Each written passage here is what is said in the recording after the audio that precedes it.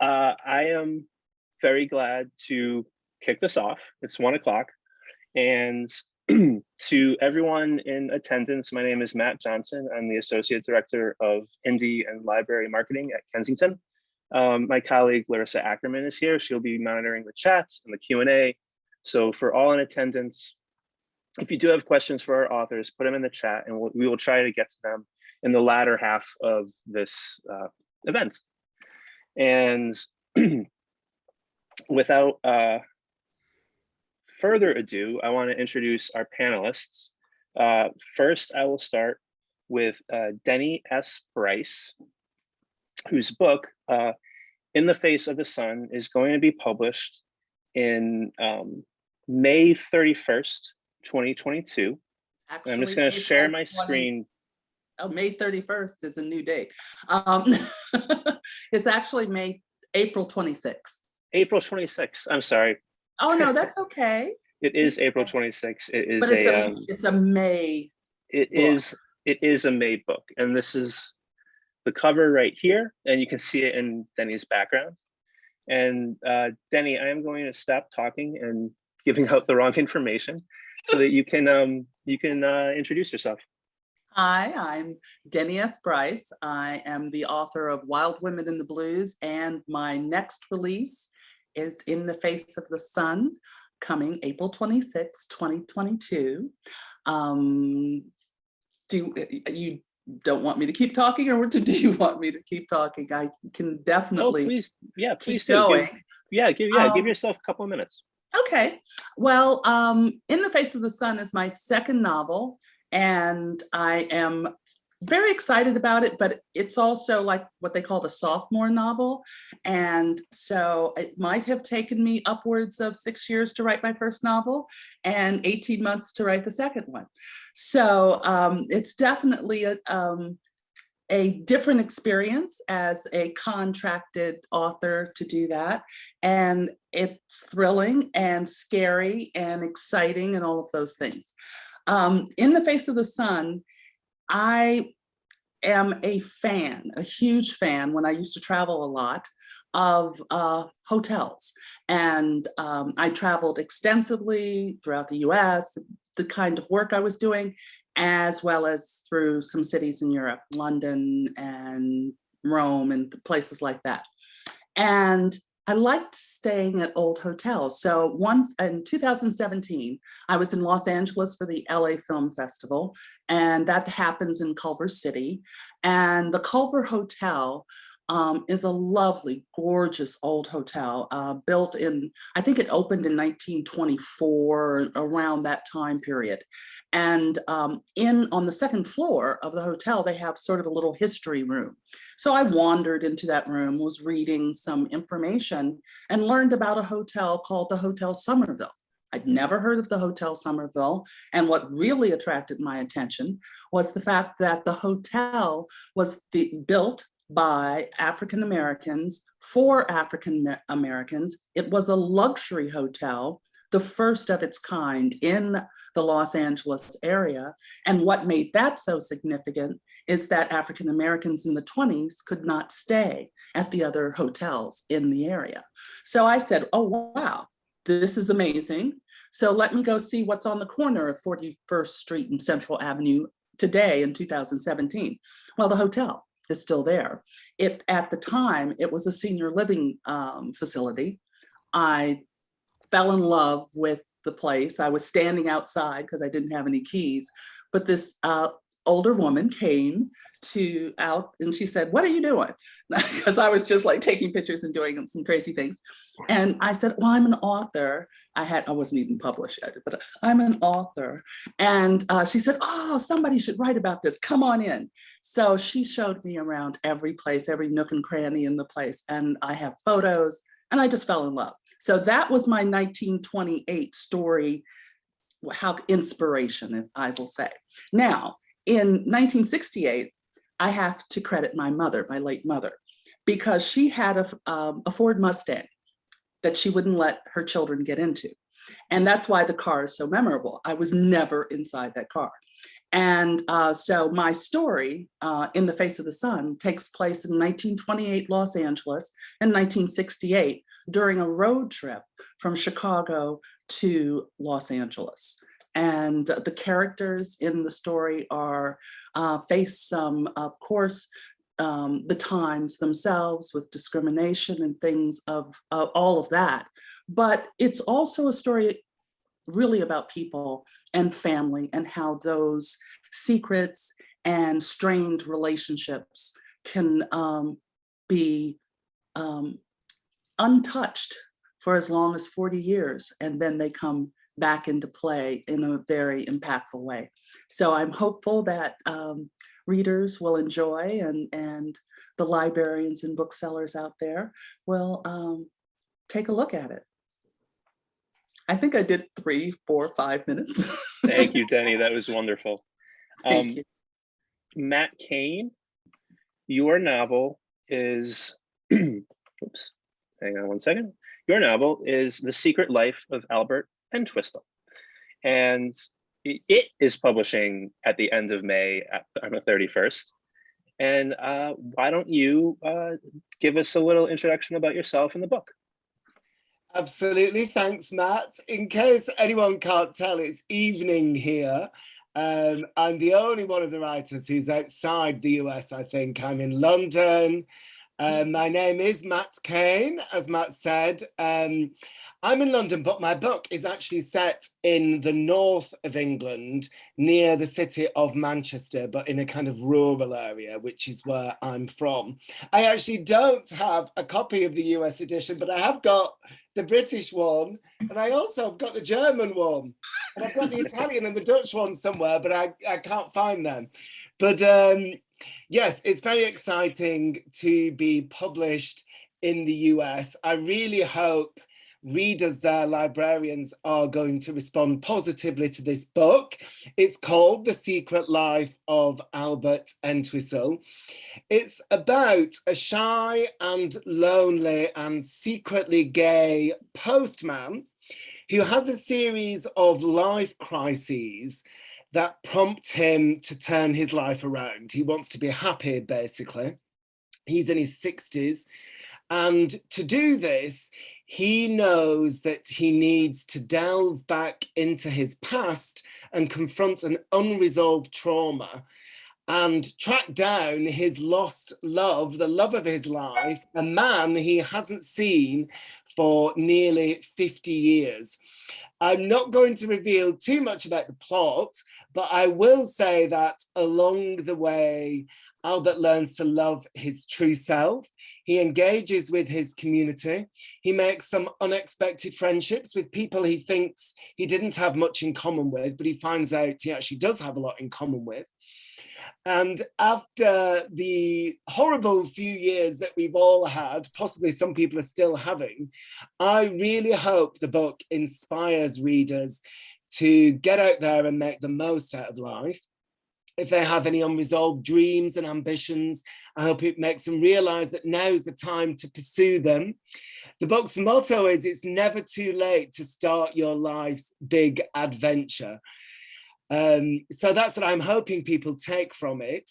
On a more personal note, what is interesting listening to Denny's story, actually, one of the things that inspired me to write my book was the joy that I felt at seeing my own minority community, gay men, seeing people like me being embraced by society. Because I really think you'd be hard pushed to find any other minority community in the UK or the US that was as hated and feared and vilified as gay men were 50 years ago, and is now widely celebrated. Not a day goes by where I don't hear somebody saying, I love gays, I love my gay friends. And to me, that's just like, I could never have expected that when I was growing up in the 1980s, never mind the period that this book explores, which is just after legalization in this country, when things were very, very different. So I wanted to write a book that would celebrate this, to celebrate how far society's come. And I wanted to contrast how awful things were with how wonderful they are now.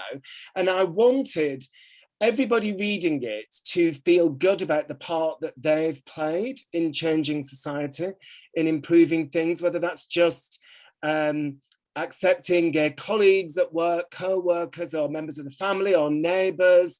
And I wanted everybody to feel proud of the part they've played in creating a much more accepting world. And finally, another thing that inspired me to write the book was finding love myself at a more advanced age. I'm not as old as Albert, I'm not in my 60s, but I am in my mid-40s. And it took me that long to find my other half. I was telling the writers before everybody came in that we're getting married later this year, all being well. We had to postpone from the end of last year because of Omicron. But you know, I got to 40 and I have to say, most of my friends, all my peers, siblings were married with kids. I started to think it wasn't going to happen for me. And I did experience loneliness. I did make peace with the fact it might not happen for me. And then I met the one, the love of my life, and he'd had his own personal story. He didn't come out of the closet till he was in his 40s. Because of his own dramas. I'd come out of the closet a long time ago, but we both had our own personal journeys and we both experienced a lot of intense emotions, and a lot of this, that longing for love and that joy at finding it later in life, I channeled into the book. So I really hope people find it uplifting. I actually forgot to set my timer when I started talking. I have no idea whether I've talked for 3 minutes or too little or too long, but I'll stop and hand over to the other Matt. Brilliant, Matt. That was fantastic. And thank you. Now I'm going to introduce Shanora Williams next.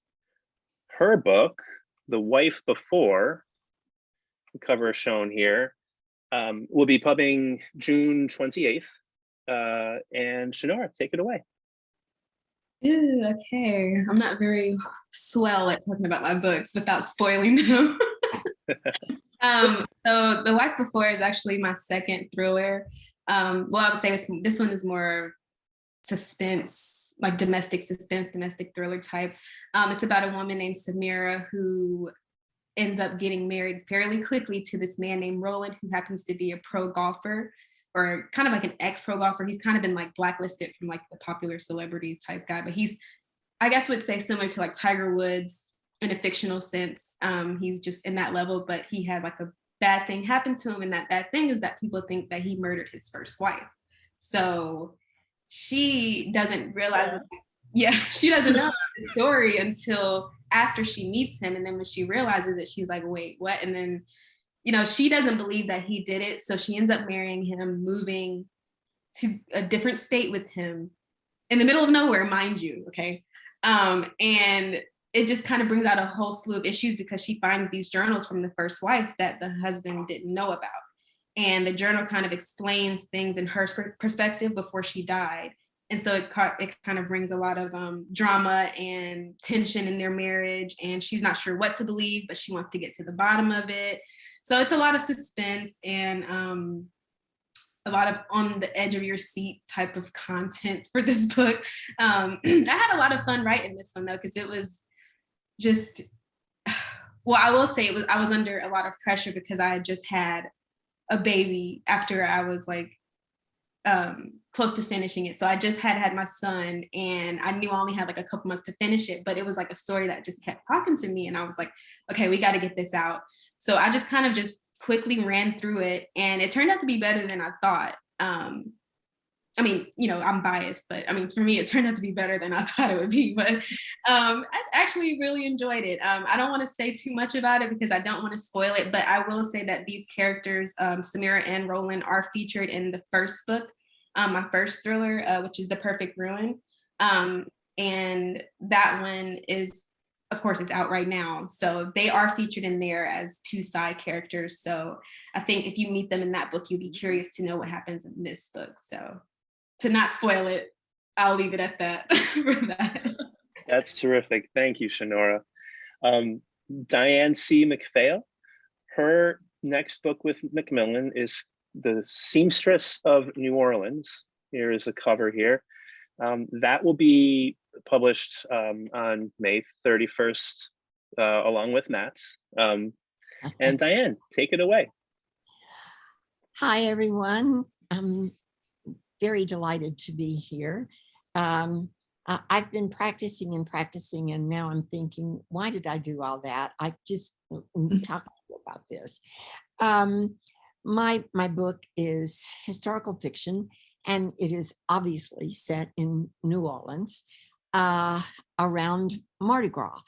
And Mardi Gras has become a sort of cultural icon for us, and yet there's not a lot of fiction that's written around Mardi Gras.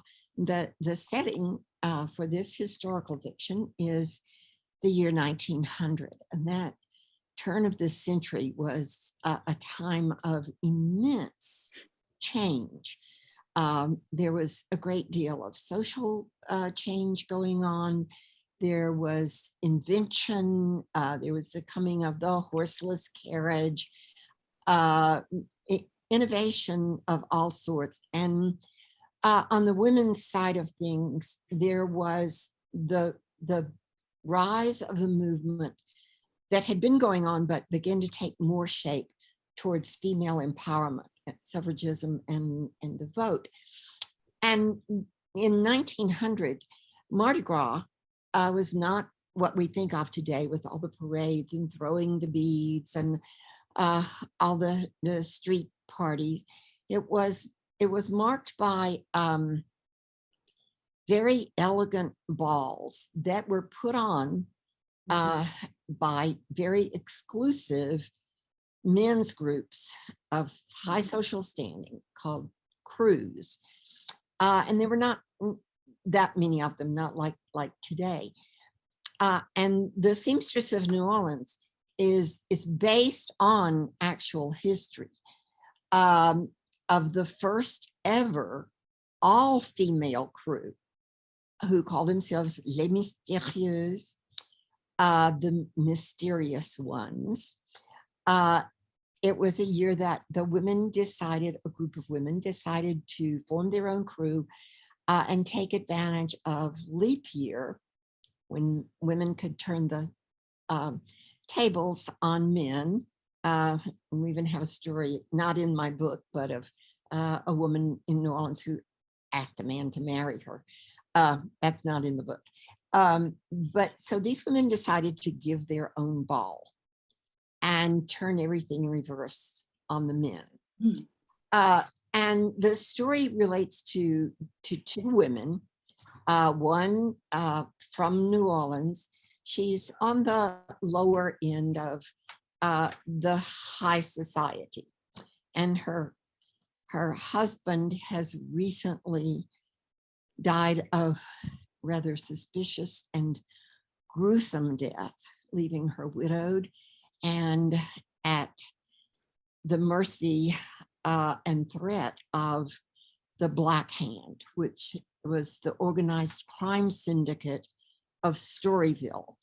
Storyville being a section of blocks in New Orleans that was set aside and sanctioned for illegal activities like prostitution and gambling. The other main character is Alice. She's come from the plains, where she learned extremely fine stitchery from her mother, and who sent her to Chicago because she felt that there was no life for Alice out on the plains. She goes to Chicago, she gets married, she has a child whom she loses, and then she's abandoned by her husband. And after he's gone, she finds herself pregnant.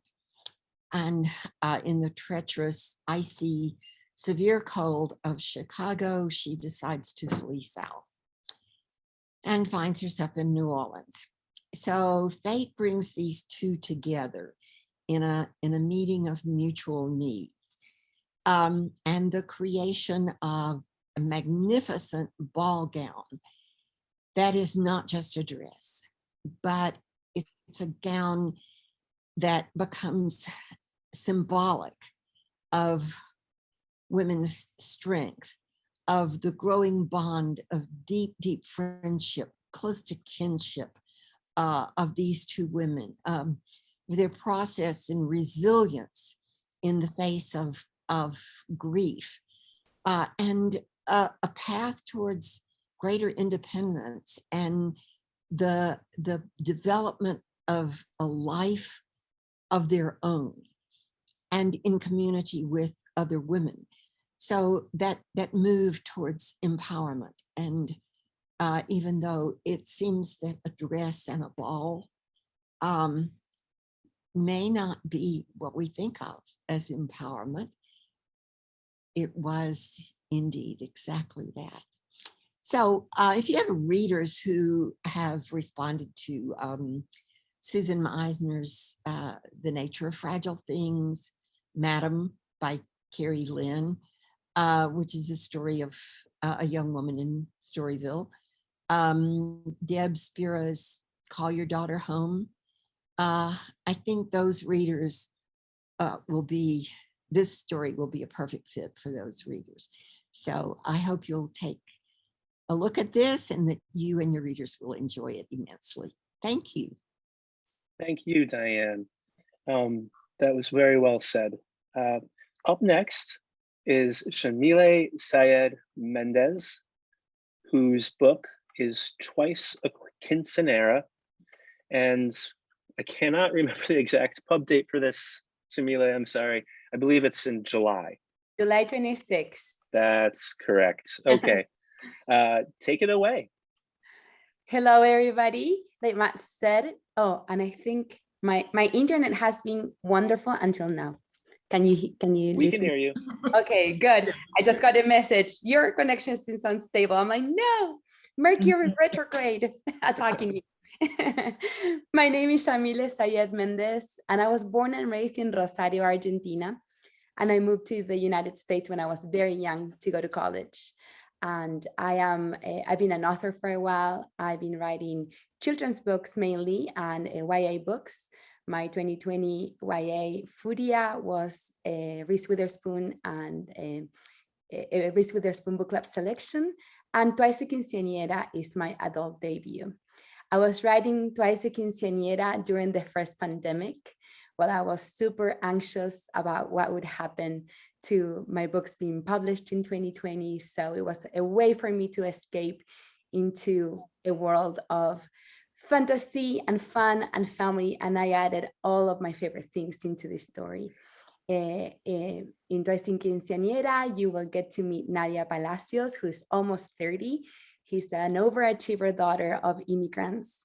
And she is finally getting married right before her 30th birthday. She wants to reach that goal before she's considered the shame of the family, although she's super successful. She feels like she needs to accomplish that to gain her family's respect. But just a few weeks before the wedding, she finds out something about her fiance and calls off the union. And there is a problem, though. Her whole family is coming to the wedding from all over the world, and she's not getting a refund on the venue or all the reservations that she had already done. And so instead of canceling and being heartbroken, she takes control of the situation and decides to throw herself a double quinceañera. A quinceañera is a traditional coming-of-age party for girls who are turning 15-year-old in the Hispanic and Latina community. And she had seen in a magazine that women in the United States starting a trend of celebrating her treintañeras or double quinceañeras or triplet quinceañeras or fortiañeras. And she decides, why not, to the shame of her family. But she has the support of her sister and her friends. And as the family starts to arrive, she starts discovering that things in her family had not been as she had imagined, that everybody has skeletons in their closets, but when they all come out, she loves them the more for it. Twistle Quinceanera, I added a lot of things that I love. Like I said, I try to channel my love of some of my favorite comedic movies, like My Big Fat Greek Wedding, The Wedding Singer. It's a story about family, and most of all, accepting yourself as the true love of your life. And I hope that you all get to enjoy it. Thank you, Yamile. That's awesome. All of you, thank you for these brief introductions. They were wonderful. And before we start with the interview questions, I actually want to address the attendees with the first of our two trivia questions that are extremely loosely connected to any of these titles. And the first question kind of comes from Denny's book, because part of Denny's book is about that road trip from Chicago to Los Angeles. And one of the most famous roads in American history is Route 66, which Route 66 was established on November 11th, 1926, and ultimately stretched 2,448 miles from Chicago to Los Angeles, passing through Illinois, Missouri, Kansas, Oklahoma, Texas, New Mexico, Arizona, and finally ending in California. Of those states, which state accounts for the most miles along the entire route? That is the first audience trivia question. And so at the end of the show, Larissa will let us know who got it right. And so far, the answers are wrong. I know, I'm seeing this as well. Come on. Prize-wise, you should know what you're right. competing for. Prize-wise, what you're competing for is a gift box of all of the ARCs, not of these authors, mind you, but of the authors who will be part of the next round of Kensington Upfronts that we plan on doing in May. So this is a very forward-looking trivia. So as you're all Googling and typing your answers in there, I will. Yeah, because I was like, Someone got it right. I will start the whole questioning and answer period. Denny, let's start with you. okay. All right. Sorry, I'm just pulling my questions. Mm-hmm. In the Face of the Sun is told through dual storylines set in 1968 and 1928, two periods of enormous change and turmoil in America. Did you find a natural parallel between these 2 years, or did it take some extended research to decide on these particular moments in time? Since the through line story really had to do with one character in 1928, Daisy Washington, who also is a part of the car ride in 1968, a lot of the story was anchored around her mission, which was to get to what she was doing in 1928 and what was happening in 1968. The environment, the political environment, one of the other attractive things about the Hotel Summerville, when it opened, it was the first, it was the location for the first NAACP meeting led by W.E.B. Du Bois on the West Coast. So that occurred a week after the hotel opened. So you're looking at a time where there was a lot of hopefulness, a lot of change right there in front of the African American community. And one theme that I worked with was the people in 1928 saying, oh, just wait 40 years, just wait 50 years. And then we shifted to 1968, one of the most volatile, hopeless years, I would say, in the African American community, with the deaths of Martin Luther King, with the Vietnam War. So that juxtapositioning, just as the story is about people, but where are they in time and history, and how does that impact how they look at things and how they behave? So putting those 2 years together as a dual storyline was about story and character. At the same time, it was about hopefulness and not as hopeful situations in the African American community. Thank you. Thank you. I want to follow up on something that I was wondering myself about the novel, because like with Wild Women and the Blues, you've incorporated real life historical figures into In the Face of the Sun. Can you tell us a little about the individuals who are featured in the new novel and the process you sort of went through to decide which people to include? Well, one thing about Black Hollywood in 1928, there was no way to avoid Stepin Fetchit, also known as Lincoln Perry. He was a controversial character more so later in his life, certainly at the time, but his characterizations, he considered himself a comedian. Other people considered him someone who was making fun of Black people by the characterizations that he employed that were very popular among audiences, white audiences, and he came from vaudeville and that sort of background. So he was someone I wanted to have in the story always. He was the wealthiest African-American actor of his time and for decades thereafter. He was a multimillionaire. So I wanted him in there. Also Nina Mae McKinney, and the film Hallelujah was a very important milestone for Hollywood. King Vidor, the director, who's a marvelous director and had some brilliant films throughout his career, he was the first Hollywood director to have a Hollywood film that was an all-Black cast. And there was also casting there was a whole Negro casting department as a part of the different studios. So those, as a Hollywood kind of, nerd, that was a natural thing for me to do. 1968, it's not that my characters necessarily interacted with Robert F. Kennedy or, any of the people who were a part of that time, name recognition-wise, or readily name recognition-wise, but the influence of those people were definitely there as a part of their story. So yeah, history just gives you stuff sometimes. You just have to take it. You can't ignore it. It's just right there. So. Well said, Denny. Thank you.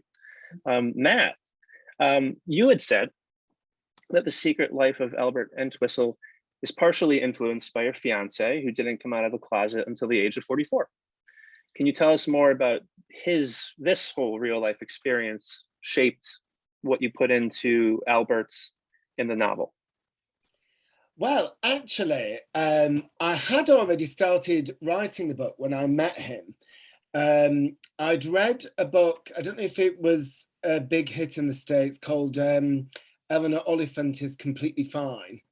And this spawned a kind of subgenre that they call uplit, which is essentially uplifting, character-driven books that the plot is set into motion by a character who's unhappy in the present, going back to confront an unresolved trauma that helps them turn their life around. And I'd always wanted to write a book about older gay characters that would reflect this trajectory we were talking about earlier, and some of the things that they'd been through, and some of the hideous things that they've been through that were normal in those days, whether it's parental rejection or being kicked out of home or being thrown in prison, blackmail, electric shock therapy, chemical castration, all those things that happened. And I'd always wanted to write that. And I'd already started, and I think I was about 3/4 of the way through the first draft when I met Harry. And his experience, I came out early in life, his experience coming out at 44, just a year before he met me, really fed into the book because it gave me more of a better understanding of a character like Albert, which is why I dedicated the book to Harry, my real life Albert. I don't want to give away too much about Harry's personal story because I'm not sure that would be fair, but he had his own major trauma in his early 20s, and this prompted him to retreat into a shell and shut down emotionally and pull up the drawbridge emotionally and not let anyone near. And I think what happened with him, he's South African, but he was brought up in the South African Jewish community that is very much a minority community that is quite, it's quite, I don't know, I'm trying to think of the right way to express this without being pejorative. They keep themselves to themselves and they're quite insular.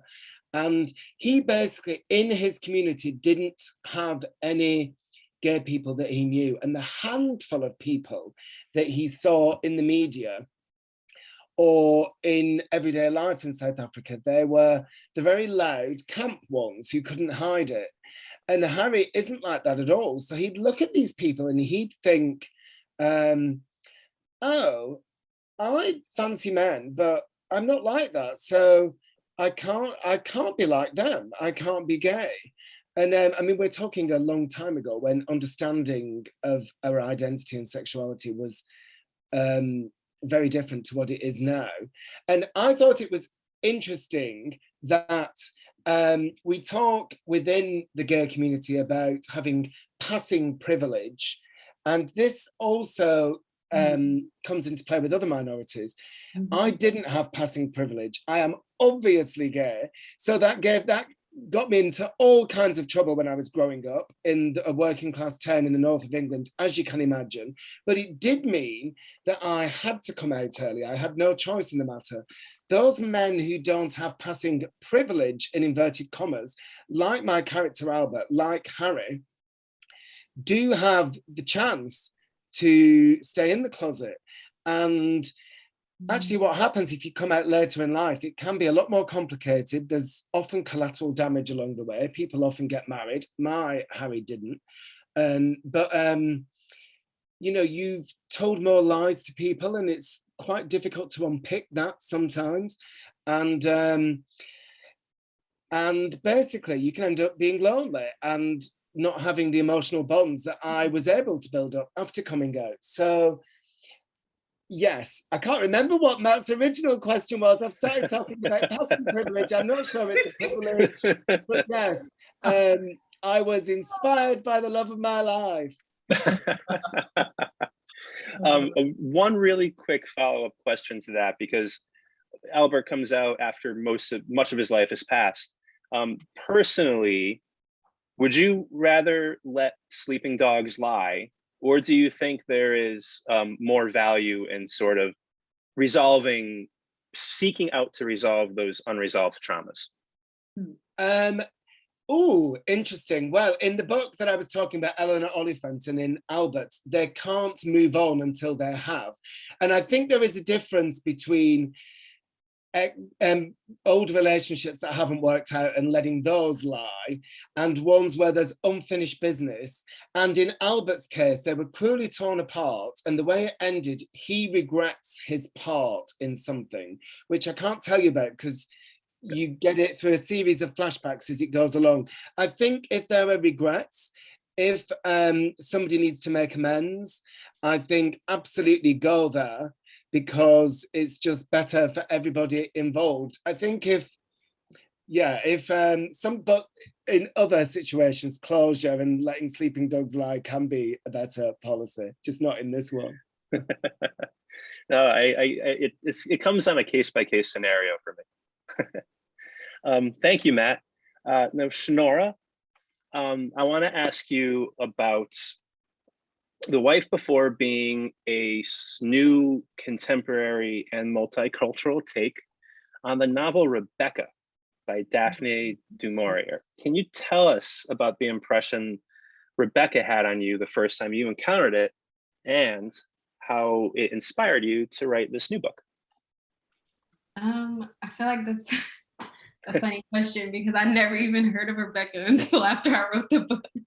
Ah, So it was like, my editor Norma, she was the one who told me like, oh my God, this is just like Rebecca vibes, and I was like, what's Rebecca? Like when I sent her the manuscript, and so I looked it up, and it funny, like coincidentally enough, I saw there was a movie made for it on Netflix as well. So I was like, okay, I ordered the book, I watched the movie, and I'm like, dang, people are gonna think that I copied this whole Rebecca thing. Like, and I never had even like read it. Like I've heard of Rebecca, but I never knew that was what it was about. So I mean, for Rebecca, I mean, I can see the similarities.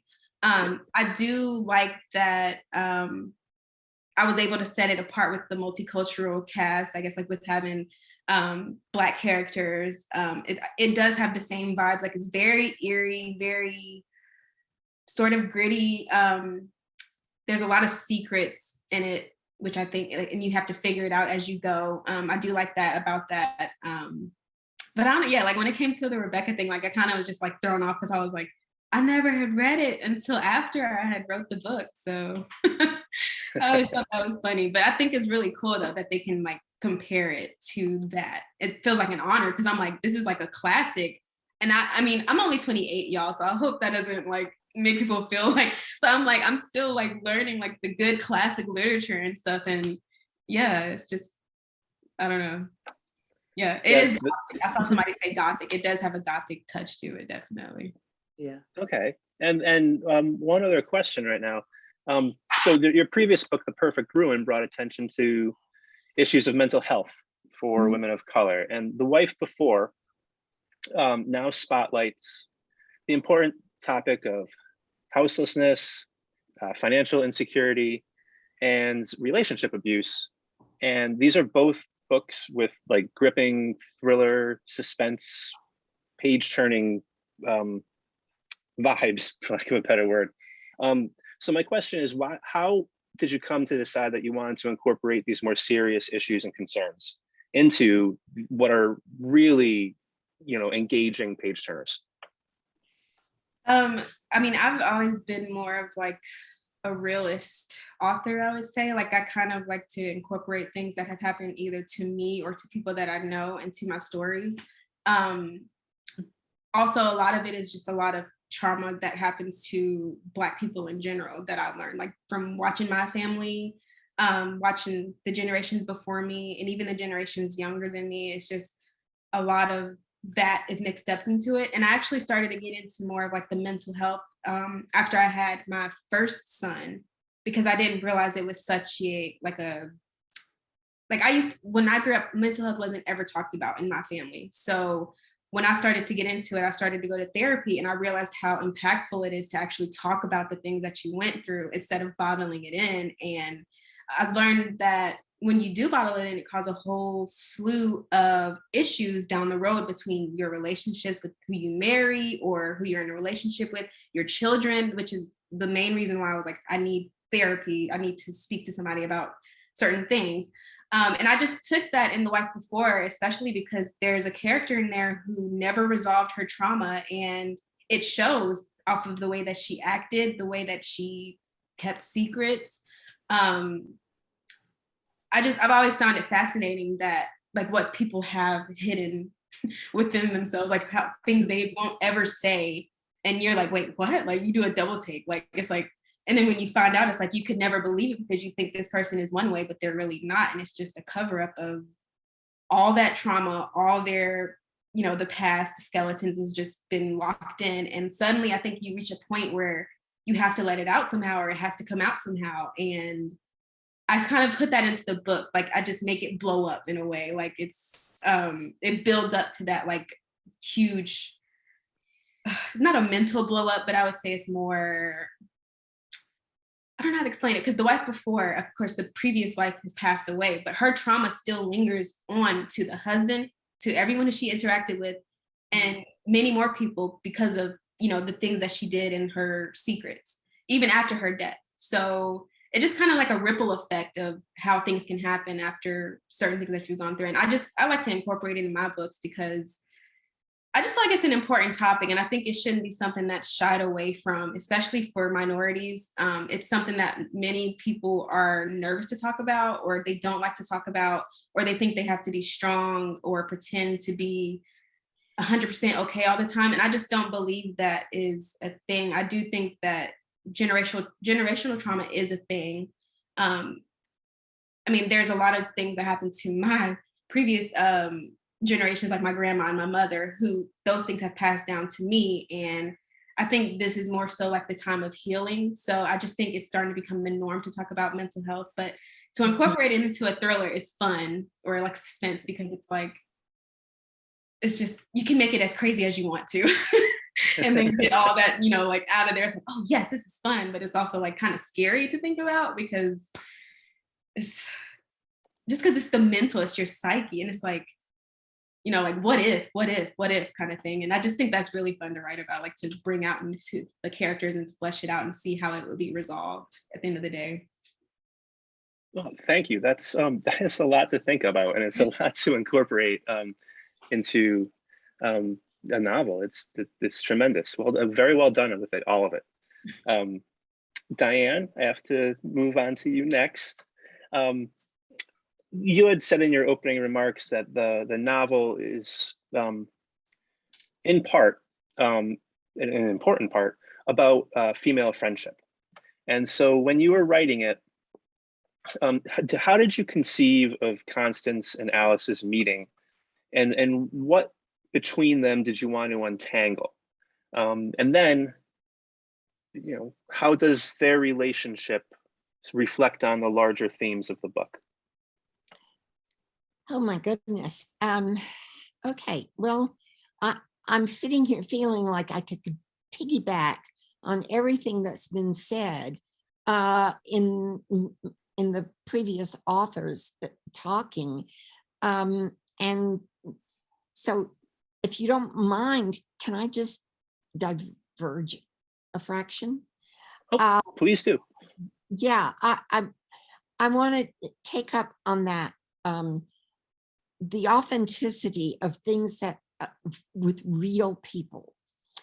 And I came to this story from two directions.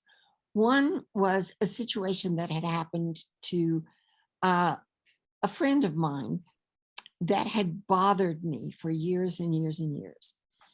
And I thought, what do you do with this if something like this happens to you? And so that was, and then I thought, and what, I'm about to give away the story. Careful, right. So what do you do with the authenticity of this, with the real people involved in this, and how these things would affect you? And especially how they might affect you if they became more open, became shared, if you will. So I guess in that sense, the connection between these two women, they come together because of their interest in the orphanage. Constance is deeply involved in the orphanage, of which there were many in 1900 in New Orleans because of yellow fever. And Alice goes to the orphanage because she can teach the orphans to work, to sew on the new machines that were coming out. She can teach them skills that will give them work, that will make them more independent for better kinds of work than they might be able to get otherwise for women at that point in time. And in exchange for a place to live and meals. So these two women come together because of their interest in that other great problem of society at the time. And they are able to share each other's, if they don't know each other at all, they're strangers. But as they work together, and then with a third woman, her name is Dorothea, and she's an independent. She does not wear a corset. Thank you very much. And this was in a day when women wore, if you know the styles, it's not a corset like we would think of a corset. This is a Gibson girl look. And it was a corset that threw your chest forward and your buttocks backwards. So if you want to take just a moment to see if you can put yourself in that position, you will feel what that does to your back. Well, Dorothy is not having any of it. She's learning to drive her own car, and she is mentoring these two young women. Each of them has a great deal of grief. They have each lost a child. They have each lost a husband. And yet they're at such different ends of the spectrum that it takes them a process to break down those sort of structural barriers that are built into the culture so that they are deep, deep friends, family, chosen family, if you will. And Matt, the other Matt, I have to say, I have a character in the book who you would relate to, well, you not personally, but that these conventions of society and culture in general, that these women are defying, it's the men who are defying it also. So I don't know if I answered you, Matt. No, I think you did, and I was just going to ask again, because the dress plays such a central role with these two women. What do you think, really quickly, because we are actually running out of time, believe it or not.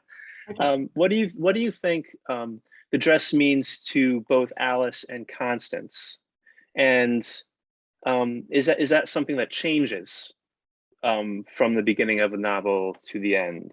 Well, yes, I think that the dress grows with the process.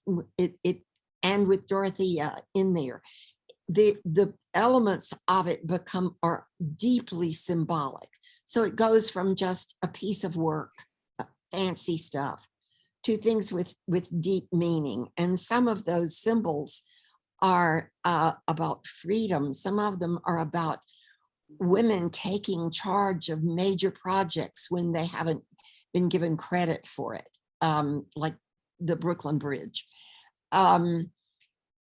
Being incognito and at the same time very powerful. Okay, thank you so much, Diane. Yes. Yamile, I wanted to start by asking you, you had already actually answered the first question I had written down about writing twice Quinceanera at the beginning of the pandemic. But so I wanted to ask you about, what the cultural significance of a Quinceanera is, and considering that that Nadia's throwing a double Quinceanera, but she had never actually had the one at 15. Like, can you speak a little bit about that sort of, the significance of the Quinceanera, but then the tension within Nadia for not actually having had it? Yes. So a quinceañera is basically a coming of age ceremony. The type of party can range from very proper and traditional with a Catholic mass, a court of ladies, a chambelán who's a companion and will escort the girl into the party, to just a super informal party. And many cultures have different variations of quinceañeras. we have the Sweet 16, there's bar and bat mitzvahs, and then different celebrations to again celebrate the passage from girlhood into womanhood. And when I lived in Argentina, I had my quinceañera. My parents were very humble people, but they stayed for years so that I could have my party. I think it was also because of the society's pressure. I went to an all-girls school, and during my third year of high school, I must have attended 100 quinceañeras every weekend that year on Friday and Saturday, celebrating all the girls from my grade. And I know my parents didn't want me to be the only one who didn't celebrate her quinces or quinceañera. And so it's very common for families who immigrate to the United States.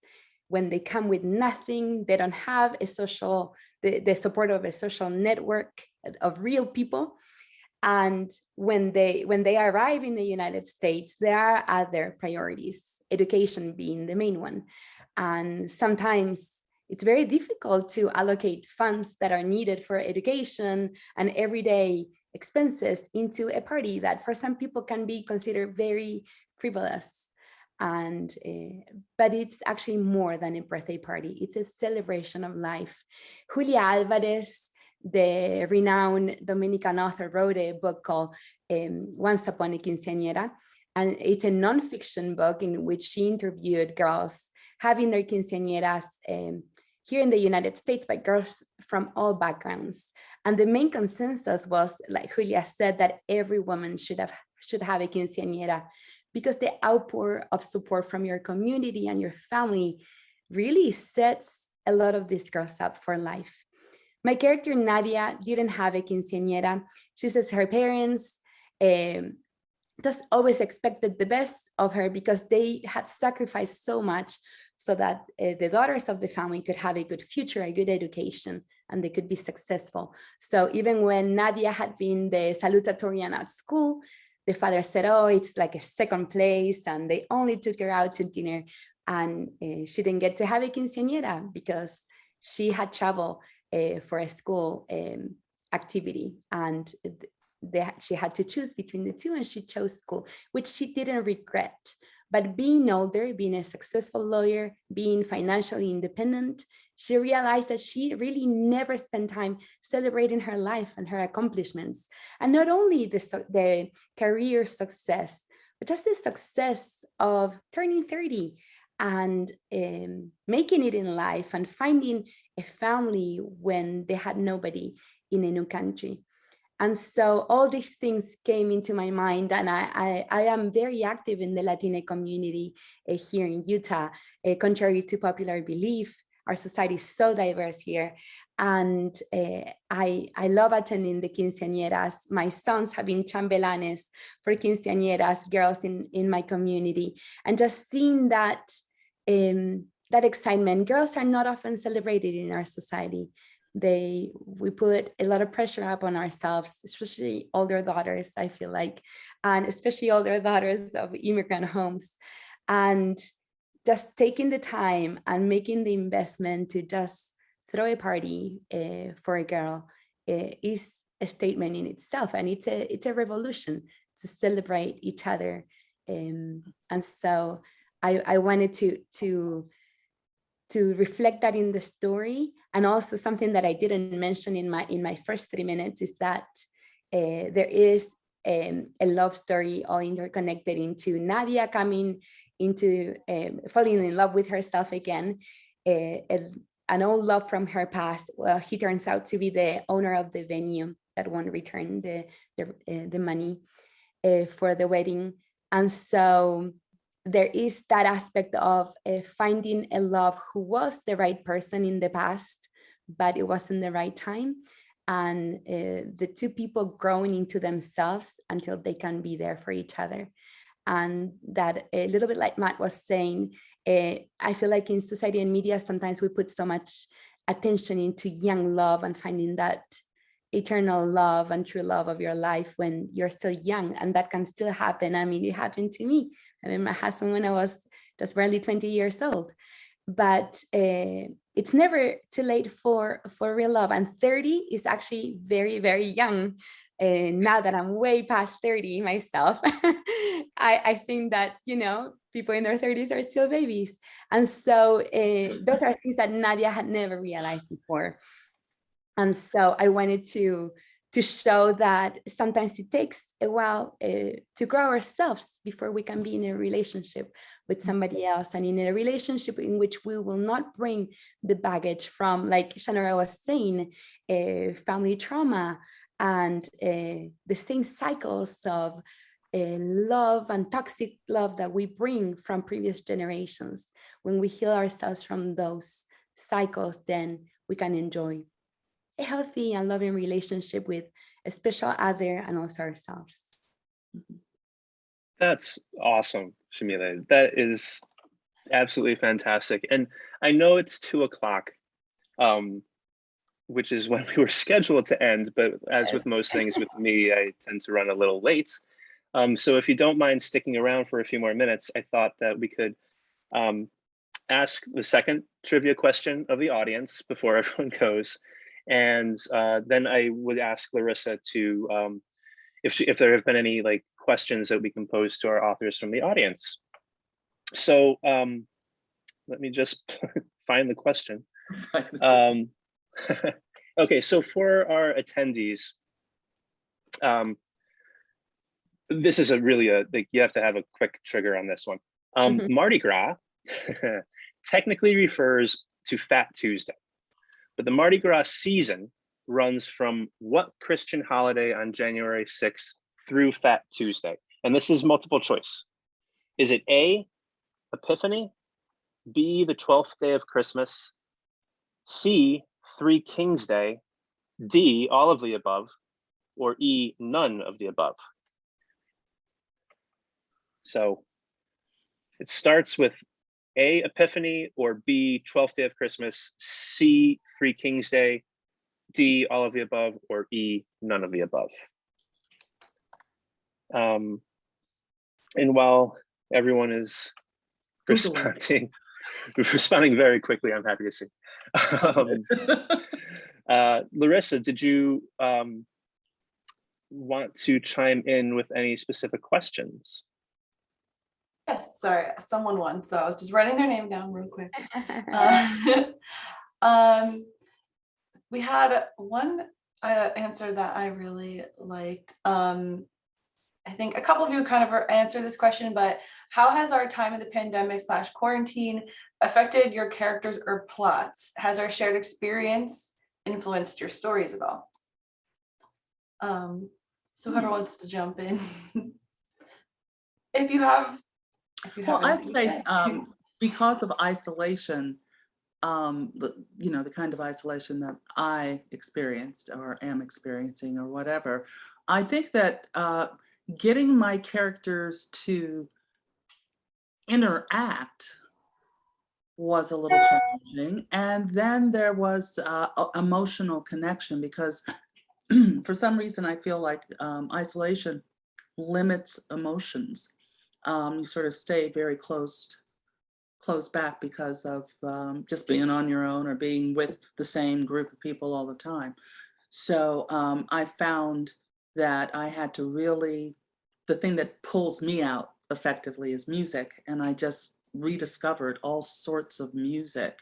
And that really helped me a lot, because I run the game. I love all sorts of music, but I got into more deeply into jazz and K-pop. In fact, was. Oh, really? Oh, yeah. K-pop. Yeah, pretty obsessive. Fantastic. Mm-hmm. Anyone else for that one? I actually replied to the question on text, but did you? but I will say it's at the beginning of the first lockdown that we had in the UK last 2 years ago nearly, it was really good to clear the decks of all distractions. There were times when I felt like I paid a lot of money to go on a writer's retreat and clear all the distractions and just get on with it. And because one of my themes is human connection and people who've been cut off from that, it actually gave me a better understanding of that, or helped remind me of that. Although I will say that I don't know what the other authors think, but on one hand, it was beneficial in the sense that I had a lot more time and fewer distractions. But on the other hand, I did find my creative sparkle diminished somewhat. It's interesting what Denny was saying about emotions just flatlining slightly in lockdown. You need to keep your spirit alive and keep that sparkle burning, don't you, to write anything that's any good. And I found that hard sometimes, you know. So it was a double-edged thing for me. Mm-hmm. I hear you. Yes, I feel like I felt that way so much, Matt. It was so difficult to be able to create something when I didn't know if it would reach readers or if anybody would care to read it. But in the end, I wrote it for myself. It was the book that I needed to help me find light again and hope for the future. Mm-hmm. Anyone else? I also just wanted to comment that Matt, Shamila, and Shanora all are matching because you all have yellow of some sort. I know. Matt's walls are That's yellow. what I thought. I've been like thinking about that the whole talk. Combined with my. I didn't know that we were supposed to wear yellow today. Right. It looks like Shamila answered this one, but for any author, what comes first when you are writing, characters or plot? I also have another question that I like to answer. I work with all of our cozy mysteries at Kensington, and this question always gets asked a lot in virtual events, which is, are you a plotter or a pantser? So do you plot everything out or do you just go for it? I'll answer that one. My first book, The Abolitionist's Daughter, which was with Kensington, was very much a pantser. I mean, I just had, I could turn this around and show you, I have this 4 by 8 foot sheet of dry erase that I'm all over, and Post-it notes and so forth. But with this book, because these two characters were in 2 different locations at the same time, I had 2 very linear plots going until they come together. And so it had to be plotted. And I found that I really enjoyed that process of working in that linear narrative according to the time. And you know, we have a lot of dual timelines, and one of these books is a dual timeline. This is a dual timeline in a different sense. It's not then and now. It's 2 simultaneous threads at the same time. So trying to figure out how to thread those together for the reader. Well, it was a wonderful experience. Enjoyed it. It's fun. It's changed me into a plotter. I'm a pantser. I'm starting to become more of like an outliner plotter type because I lose my thoughts sometimes, but I would still say I'm more of a pantser. Like I like to just see where it takes me as far as that. But like when it comes to like the characters, I think the plot comes before my characters do, which is like, it's like an idea pops up and I'm like, oh, that would be good. And then I write it down and then I think of like how the character would be as far as like, depending on the story. Now, Yeah, like a lot of cozies, they tend to be pantsters when it comes to like who the murderer is, because it changes so much like throughout the book when they're writing it. So it's always interesting to hear about that. Denny, were you going to say something? Yeah, I was like, the fact that I admitted it took me more than 6 years to write Wild Women in the Blues, even though I call myself a plotter, seriously pantsing for 6 years. Since then, I, Within the Face of the Sun, definitely I worked toward plotting. Right now, I'm working on a biographical historical fiction. So the first thing I did was to get all of my history markers in place. And then those history markers helped me develop the character arc. Because of, diary readings and things of that nature, you still in historical fiction, keyword fiction, are creating as you go through, even with a biographical fiction, when you have a lot of information and well, not as much as I'd like, but you have information to go by. So plotting now is my deal. That's my thing. Is heavy plotting. Matt, are you a plotter or a pantster when it comes to writing? Funnily enough, I normally plot everything out. With this book, Albert, I tried to be a bit looser, and I ended up having to rewrite more. What I tend to do, and what I've done since, is I plot it all out. I live with the structure and the synopsis and the timeline for quite a while, and let it take shape and play around with it. And then once all the difficult decisions have been made, the book kind of writes itself.